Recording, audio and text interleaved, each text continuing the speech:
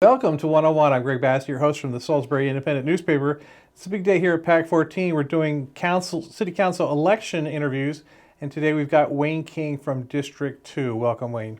Hi, Greg. Nice to see you, man. You too. So you were last here 4 years ago. You ran for mayor against Jake Day, and now you're going to run for city council. That's correct. Randy and I were both running for Randy mayor. Taylor. Randy Taylor, we were both running for mayor. We both had our names in. I sat down with Randy at my house. We discussed, well, let's not try to split the vote, and we also kind of agreed on everything. Mm-hmm. And I was like, well, you registered first. You know a lot of the people in the downtown. Well, I'll step down to the council. They're trying to shove this guy, Deshaun Doherty, in there because Muir Boda moved forward to a job with the city. We knew about that. Right. So what happened on the last day, on August 22nd, I guess the other side, whatever you want to call them, all try to shuffle the election. Right. Now, we kind of knew they were going to do this. So all of a sudden, Sharon stepped up because Outen went Sharon to DeShiel. mayor. Right. She was, so Outen stepped up to mayor. DeShiel stepped in on that council. They put this Makowitz or whatever her name is in there, and evidently she doesn't even want. She's not running. She doesn't even want to be councilman. Yeah. And then I stepped down to District 2, where Doherty would have just walked in with no opponent. So now I'm very optimistic about what's going on right now in these elections. I really am, because with all the money they're spending and the taxes, 5 years out of the last 11, our taxes have gone up. Last year, 5%. Right. And they're using GO bonds. If anybody doesn't know what a GO bond is, a general obligation municipal bond, meaning that if the just say the project, they're saying it's going to cost $10 million. All of a sudden, they're going into overcharging, and it costs $20 million. Guess who has to pay for that? Right. It's the taxpayers. Right. And that's why the interest keeps going up. And we're sitting here going, in the neighborhoods, and I speak to my neighbors. I speak to a lot of my neighbors. I'm friends with a lot of them. And they sit there and they go, well, they're putting all the money into the downtown. We're actually paying for the downtown to be fixed up. But meanwhile, we don't see much going on in our neighborhoods. Right. And that was an issue when you ran for mayor, about too much spending on infrastructure. But you're one of those great candidates that really introduced a lot of questions in terms of what the government was up to. Right. I think they're also, the council right now is rubber stamping everything. We need to get rid of these rubber stamps. We need people to ask questions. When you have an entire council that are all on one side, okay, what happens is they all rubber stamp it. And I will do a shout out to April Jackson. I really appreciate her saying no to some of these things. Yeah. Because I think she is very in touch with her neighbors. I think the other people, they have an agenda. And their agenda is to just go forward with their agenda, and they don't care what their constituents actually think. Yeah. So what I'm doing is I'm going out in the neighborhoods. I've been knocking on a lot of doors. From what I've heard from most people, they want their neighborhoods fixed up. They want the crime. The big thing is the dirt bikes. Right. That's another thing. And another thing that is really upsetting me, and I've been trying to get rid of these things for over a year now, the scooters. Right. We've got 8-year-olds, 10-year-olds riding scooters. I'm sitting at the light at East Main Street, at where Route 50 is, going to take that left, and it's a red light, and we have a line of cars. 2 kids, I would say they're about 10 years old, go flying between the cars at a red light, and they almost got nailed by a car. Right. I called the police. You know what the police said? They said, that's not our jurisdiction. You got to call the Bird Company. Right. I called the Bird Company with dozens of pictures of children on these bikes. Not just one kid, 2 kids. They're using the buddy system. They're flying down the road. Sure. And they said, well, we'll fix it for you. Don't worry. We'll take care of it. But I wanted to know who the fleet manager was, and they wouldn't tell me who the fleet manager is, because if I knew who the fleet manager was, I could reach out to this guy. Sure. Or this woman. I have no idea who the fleet manager is, and I am really concerned a child is going to get killed on one of these things. The dirt bikes, what would you do about the dirt bikes? Because I can't figure that out myself. Well, Randy had an interesting idea. Put a drone over them, follow them. When they park them, pick them up. Just pick the bikes up, impound them. That's what I would do. So don't even go on the crazy ride down Route 50. I mean, I've ridden a bike before. A cop is not catching a bike. Right. I mean, you can go right up through the backyard of people's homes and stuff like that and get out of there. These kids are actually pretty talented, if you haven't noticed. It's amazing, yeah. Yeah, but they are flying their colors. It is gang. Yeah, and it's not unique oriented. to Salisbury. It's everywhere. Right. You see it across the country. Yeah. And there are a lot of complaints about it. But some cities, they don't have that because the police just don't allow it. Right. You bust down on them once, the word gets out, they stop. And that's what needs to be done. I've been on ride-alongs with cops. They tell me they're told not to chase them. Right. So the only way I can see it is maybe do what Randy said. Take a drone, fly over them, I'm not saying the cops going to be running the drone. We're going to hire somebody to do it. Sure. And then when they park all their bikes, pick them up, impound them all. They want their bikes back, they got to come down and show their face. Is the current council budget conscious enough? Like you mentioned, the taxes keep going up, and it's always like a big surprise every spring when the taxes have to go up. I don't think they care. I really don't think they care. I mean, I go to council meetings, and we have all these people that are, from our neighborhoods that are very interested, attorneys like Bob Taylor, that will go up there and show the numbers, show the data. And I swear, I think they're on Facebook when he's talking. And after all the people do the public comments, they start talking about something totally different. I mean, I'm there to do the city's business. Right. I mean, great. You're doing a Halloween party. That's fantastic. To me, that's just virtue signaling. If you want to be a community organized, be a community organizer. But councilmen hold the purse for this city, and I want to hear what their answers are. Right. If if this garage they want to build is going to cost us $400,000, like Randy he's that's his estimate for the loss per year on the garage. Right. Yeah. I think they should look at those numbers. They have not gotten back to Randy. They haven't gotten back to any of us. So I really don't think they're interested. They have their own agenda. They don't care what the constituents think. So I'm very excited. I'm very excited about this election. Right. We can have 4 new councilmen, and we're definitely having a new mayor. We're definitely having 2 councilmen that are new. Right. So we really have a chance, but we're at the crossroads right now in Salisbury. If we go forward with all these projects and the economy, the national economy keeps tanking, we are going to have major problems here. And if the taxes keep going up, people aren't going to want to come here. I like to go back to basics. I think it should be real simple. Clean neighborhoods, safe neighborhoods, low crime, low taxes.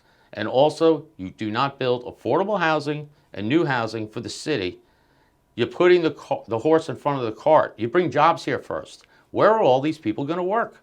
I mean, if you put 225 apartments, which is going to be the first project down there, I just found out a 3-bedroom costs $2,500. Who's going to pay for that? Not many people in Salisbury is going to be able to pay for that. Right. And also, they would do exactly what I did. If I'm going to pay $2,500, I might as well just go buy a house here. Right. I mean, maybe, get the picket fence, get the backyard. Because a 3-bedroom probably says it's either going to be 3 single people or it's going to be a family, right? So I don't think it makes sense. My mortgage is only $900 and I have a nice house. Right. So I just don't see it. I mean, it's all common sense stuff. And I think most people see this, but the council for some reason has this agenda. They just keep pushing forward this with Jack Heath, obviously. And Jake Day has literally left us with these money pits. He used these money pits as a reason to get elected as Secretary of Housing? Housing and Community Development. Right. He used these projects here to give him a boost to get elected. But he left us this stuff. And people are like, well, why don't you ask Jake Day for more money? Well, we just can't keep reaching out for money. We should be able to support ourselves. We have about, $70 million worth of revenue. That's not that much money. Right. I think police are like 12, 13, 14 million a year. Right. I mean, we have a lot of bills that we have to pay. So when people hear $73 million or $70 million, that's not disposable income. So, that's supposed to go for roads and things like that. And Right. I was looking at the last budget for the CIP, and they're putting, in the next 5 years, and this is going to be voted on probably in the springtime, they have another $7 million going for bike lanes. Right. They have $350,000 spread out over 5 years. And I'm looking at $350,000. How much could you possibly do with $350,000 when I see our roads and sidewalks crumbling? I think it's just all backwards. Right. And you've been critical of that Vision Zero and the bike lanes. I think one of your campaign slogans is no more bike lanes. Yes, no more. Well, it's not that I'm anti-bike lanes. I'm anti the money being spent on bike lanes. Right. When you talk about over like $10 million for bike lanes, which is really just a white line going down the street. By the way, you can ride a bike without a bike lane. Right. Don't have to have a bike lane. I mean, we all grew up riding bikes without bike And lanes. the city, to be fair, gets a lot of grant money for the bike lanes, but go ahead. Yes, but they get a sheet of grants. Sure. And you could choose the grant you want. What if I chose a different grant? Maybe one that would go toward rehabbing some of the addicts we have in the streets. Maybe Right. we can use money for that. Maybe we can use it for, maybe the fire department needs a raise, or police department needs a raise, or let's fix the roads, let's fix the sidewalks. So you could pick the grant you want. You can go for the grant you want. They're going for the wrong grant. That's the problem. Right. So you mentioned crime, but the statistics I'm provided with show that crime is historically is pretty good in Salisbury right now. But I keep hearing from people that crime is a big problem and it's up. Well, a lot of times the police aren't reporting it. What I did last time when I ran is I compared the calls to the reporting. Right. And the calls were up astronomically. Right. But when you have a cop come to your house, which I have come to my house when people were stealing signs, just this past year, they don't give you an official report, or Right. and you would actually have to call to actually to activate that. So I think that's what's happening. Just go out on the streets, ask people. I really don't care what the numbers say. I just know what my neighbors say. There's too much crime. I'm on Priscilla Street. Behind me is Truett Street, and where a lot of the gangs hang out. I should hear gunshots all the time.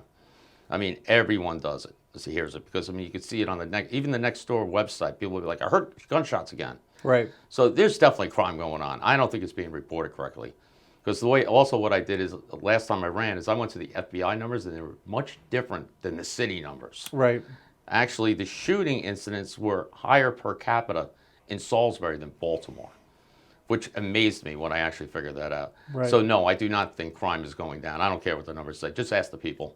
That's Yeah. that's why you're hearing on the streets, right? Yeah, well, I am. Our previous chief, Barbara Duncan, was kind of a lightning rod for some of the policies that she wanted to implement. We have a new chief, David Mindshine. I don't really know him as well, but do you think he's going to do a good job, or any idea? Never met him. Okay. I think everybody needs to be vetted. I mean, just say all these people that are running for office right now, just say we all get in. I would start interviewing everybody all over again. That's what I would do, to find out what their job is. Right. There's nothing wrong with that.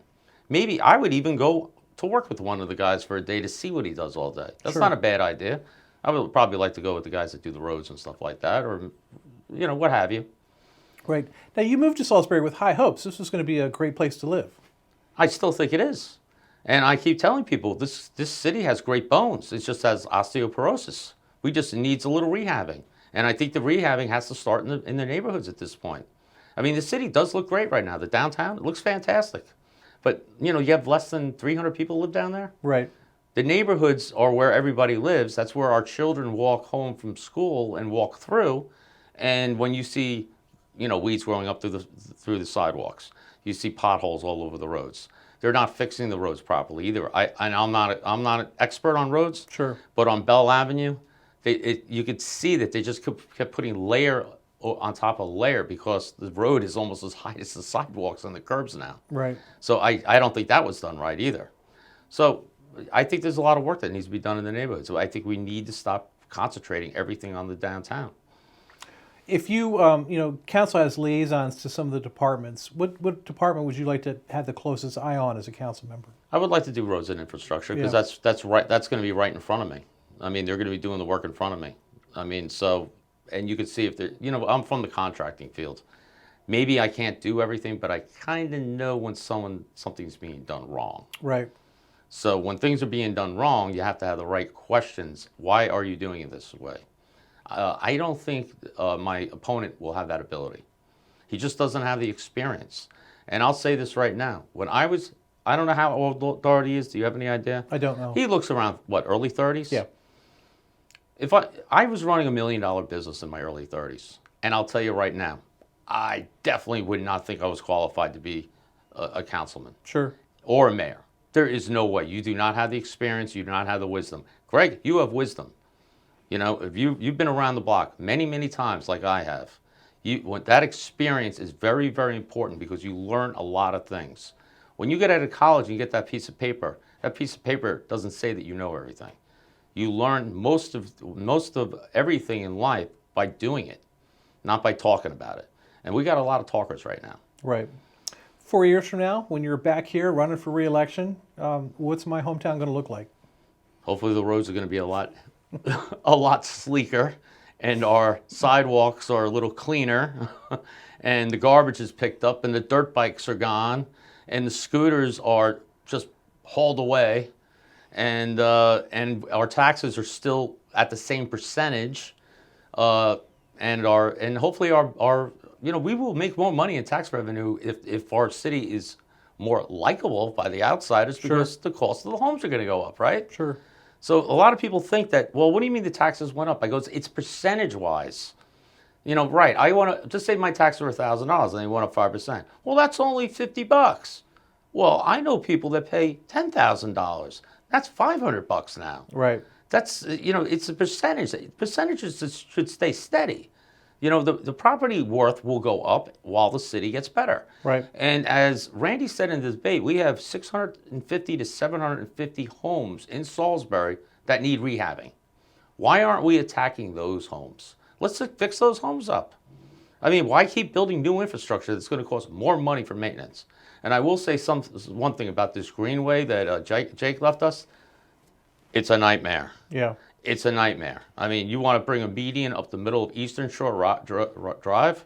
So we have a nice 4-lane road. You want to turn it into a 2-lane road. And now all of a sudden we have ambulances and fire trucks sitting there getting bogged down trying to get to where they need to go. And I think it's crazy. I think it's crazy. It doesn't make any sense.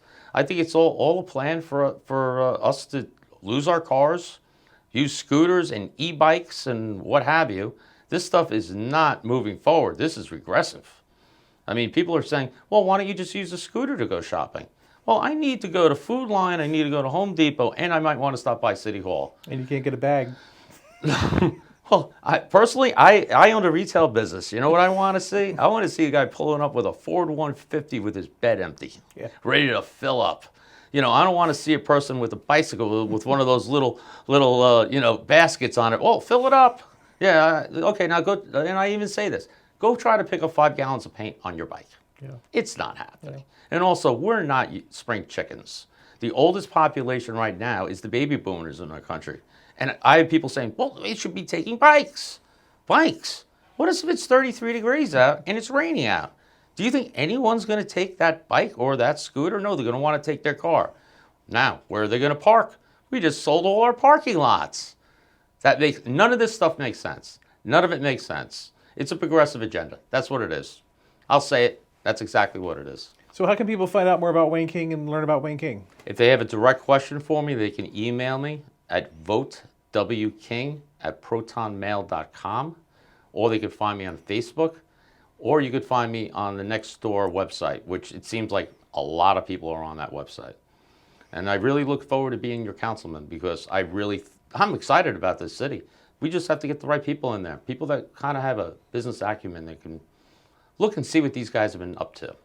He's Wayne King. He's running for City Council in Salisbury, District 2, and we're thrilled he had time to be with us here today. Wayne, thanks so much. You're welcome. Thank you.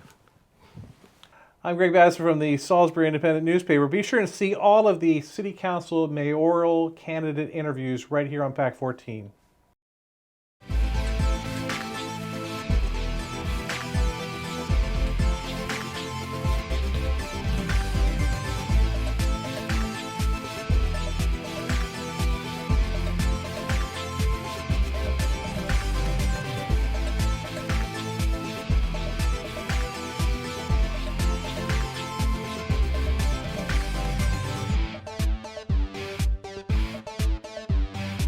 First Shore Federal is proud to support PAC 14 and one-on-one.